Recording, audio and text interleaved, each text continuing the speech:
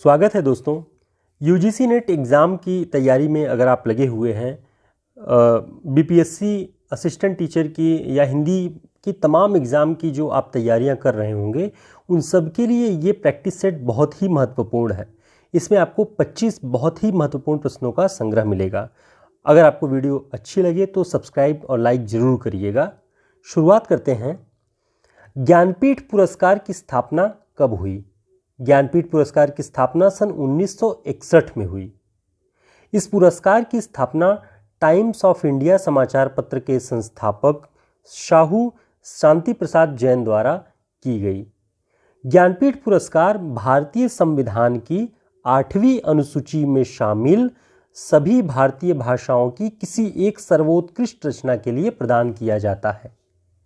ज्ञानपीठ पुरस्कार पाने वाली प्रथम महिला बंगाली लेखिका आशापूर्णा देवी थी, जिन्हें यह पुरस्कार 1976 ईस्वी में प्रदान किया गया था। हिंदी साहित्य में सबसे पहला ज्ञानपीठ पुरस्कार सुमित्रानंदन पंत को उनकी रचना चिदंबरा के लिए प्रदान किया गया सन 1968 ईस्वी में। भारतीय साहित्य में सबसे बड़ा जो पुरस्कार है साहित्य के लिए वो ज्ञानपीठ पुरस्कार ही है, और यह 8वीं अनुसूची में जो भी संविधान में भाषाएं 22 भाषाएं शामिल हैं, सबकी जो सर्वोत्कृष्ट रचनाएं होंगी उनके लेखकों को यह पुरस्कार प्रदान किया जाता है।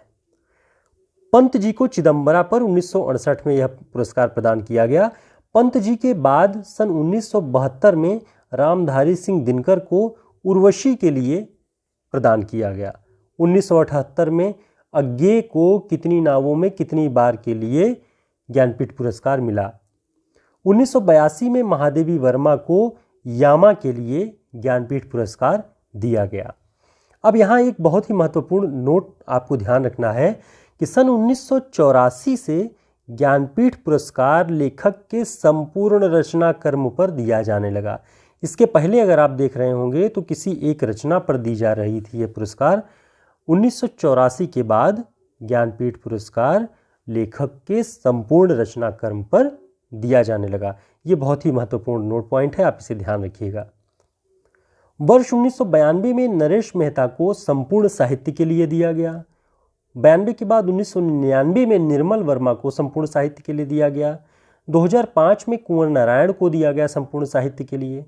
2009 में अमरकांत और श्रीलाल शुक्ल को संयुक्त रूप से यह पुरस्कार प्रदान किया गया। 2013 में केदारनाथ सिंह के संपूर्ण साहित्य पर यह पुरस्कार प्रदान किया गया, और 2017 में कृष्णा सोबती को संपूर्ण साहित्य के लिए। आगे देखते हैं।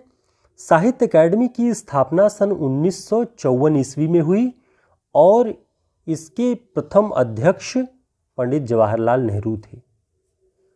मुंशी प्रेमचंद या मुंशी धनपत राय को प्रेमचंद नाम किसने दिया था? तो मुंशी दया नारायण ने धनपत राय जी को प्रेमचंद नाम दिया। भ्रमरानंद उपनाम किस लेखक का था? यानी हिंदी साहित्य में भ्रमरानंद उपनाम से कौन लिखता था? विद्यानिवास मिश्र। किस समयावधि की कविताओं को समकालीन कविता कहा जाता है? तो सन 1975 के बाद जो कविता हिंदी कविता लिखी जा रही थी उसे समकालीन कविता कहा जाता है। प्रेमचंद की अंतिम कहानी कौन सी थी? तो कफन प्रेमचंद की अंतिम कहानी थी। संवेदनात्मक ज्ञान और ज्ञानात्मक संवेदन का सूत्र किसने दिया? मुक्तिबोध ने दिया। कलाधर उपनाम से कौन कविता लिखता था? जयशंकर प्रसाद। हिंदी को आर्य भाषा का दर्जा किसने दिया? तो हिंदी को आर्य भाषा का दर्जा दयानंद सरस्वती जी ने दिया। उपन्यासकार शिवानी, आप लोग जानते होंगे उपन्यासकार शिवानी, इनका वास्तविक नाम क्या है? इनका वास्तविक नाम गौरा पंत था। पुष्प की अभिलाषा नामक कविता संग्रह किसने लिखा है? पुष्प की अभिलाषा नामक जो कविता संग्रह है या जो कविता है वो माखनलाल चतुर्वेदी जी ने लिखा हुआ है। माखनलाल चतुर्वेदी जी को एक भारतीय आत्मा का उपनाम दिया गया और इनकी कविताओं में देश प्रेम का भाव प्रकट हुआ है। आचार्य रामचंद्र शुक्ल ने जयशंकर प्रसाद की कामायनी को कौन सी संज्ञा दी है?